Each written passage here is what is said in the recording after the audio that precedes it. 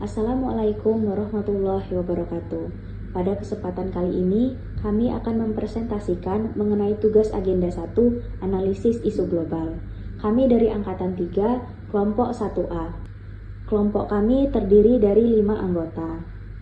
Yang pertama, Agung Pranata ST, yang kedua, Anissa Sari Utami SOS, yang ketiga, DRG Anissa Paradita, yang keempat, Fazri Rukmana Zulkarnain Esmat, yang kelima, Hero Agung Cahya Eskom. Pada tugas ini terdapat 6 bagian. Yang pertama, identifikasi, yang kedua, deskripsi, yang ketiga, penyebab, yang keempat, dampak, yang kelima, analisis, dan yang keenam, pencegahan. Yang pertama, kami melakukan identifikasi terhadap isu global yang saat ini hangat diperbincangkan. Kami memilih 3 isu global. Yang pertama, korupsi, yang kedua, global warming, dan yang ketiga, pelanggaran HAM. Selanjutnya, deskripsi dari 3 isu global. Yang pertama, korupsi adalah tindakan tidak jujur, menyalahgunakan jabatan, kekuasaan, atau kepercayaan publik untuk mendapatkan keuntungan pribadi, kelompok, atau korporasi yang merugikan keuangan atau perekonomian negara.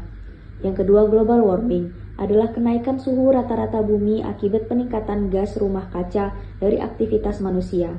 Isu ini menjadi masalah global serius karena dampaknya langsung memengaruhi stabilitas sosial, ekonomi, dan keamanan manusia di berbagai negara.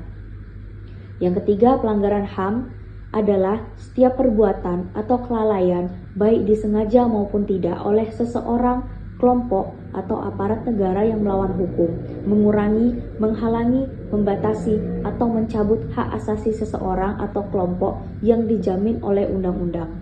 Pelanggaran ini sering kali mengakibatkan korban yang tidak mendapatkan keadilan hukum yang adil. Berdasarkan ketiga isu yang kami pilih, maka kami memilih 1 isu yang akan kami bahas, yaitu korupsi. Penyebab terjadinya isu korupsi dapat disebabkan beberapa hal. Yang pertama, lemahnya integritas dan moral individu. 2, sistem pengawasan dan penegakan hukum yang lemah. 3, biaya politik yang tinggi. 4, kurangnya transparansi dan akuntabilitas. 5, budaya permisif terhadap korupsi. 6, faktor ekonomi dan kesejahteraan. Dampak dari korupsi yaitu yang pertama, kerugian ekonomi dan negara. Kedua, penurunan kualitas layanan publik. Ketiga, ketidakadilan sosial. Keempat, lemahnya penegakan hukum dan kepercayaan publik. Dan dampak jangka panjangnya berpengaruh bagi pembangunan. Kemudian kami melakukan analisis isu menggunakan teknik USG, yaitu urgensi, seriousness, dan growth. Di sini isu korupsi kami bagi menjadi ada 3. Yang pertama, korupsi di sektor publik yang memicu keresahan dan protes masyarakat. Kedua, korupsi struktural yang melemahkan kepercayaan publik terhadap sistem pemerintahan. Yang ketiga, korupsi besar dalam proyek strategis nasional, misal pengadaan barang dan pengelolaan sumber daya alam. Kemudian, ketiga isu ini mendapatkan bobot masing-masing. Untuk isu pertama, pada bagian urgensi mendapatkan bobot 5, isu kedua bobot 5, isu ketiga bobot 4. Pada seriousness, isu pertama mendapatkan bobot 5, isu kedua bobot 5, isu ketiga bobot 4. Pada bagian growth, isu pertama mendapatkan bobot 4, isu kedua mendapatkan bobot 5, dan isu ketiga mendapatkan bobot 4. Kemudian setelah ditotal jumlahnya, didapatkan bahwa isu yang paling berpengaruh yaitu isu kedua, korupsi struktural yang melemahkan kepercayaan publik terhadap sistem pemerintahan.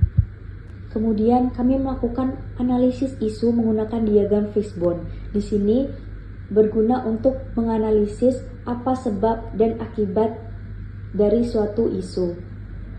Sebab yang pertama yaitu dari manusia, rendahnya integritas moral dan keserakahan serta penyalahgunaan kekuasaan. Yang kedua dari metode, terdapat hukum yang tidak tegas atau tidak konsisten, kemudian prosedur birokrasi rumit dan tidak transparan. Yang ketiga, mesin, seperti sistem administrasi yang manual, kurangnya sistem e-government untuk transparansi. Kemudian dari lingkungan, tidak ada pengaruh secara langsung. Dari sebab yang sudah saya sebutkan, akhirnya menyebabkan akibat yaitu korupsi. Yang kemudian, pencegahan yang dapat dilakukan untuk mengurangi dan mencegah terjadinya isu korupsi. Yang pertama, pemerintah wajib membuka data anggaran dan proyek publik agar bisa diaudit publik. Yang kedua, memperkuat lembaga anti korupsi dengan wewenang penuh dan independen. Yang ketiga, menerapkan sistem e-government untuk layanan publik seperti izin usaha, administrasi kependudukan, dan lain-lain agar mengurangi interaksi manual yang rawan korupsi. Sekian presentasi dari kelompok kami. Terima kasih. Wassalamualaikum warahmatullahi wabarakatuh.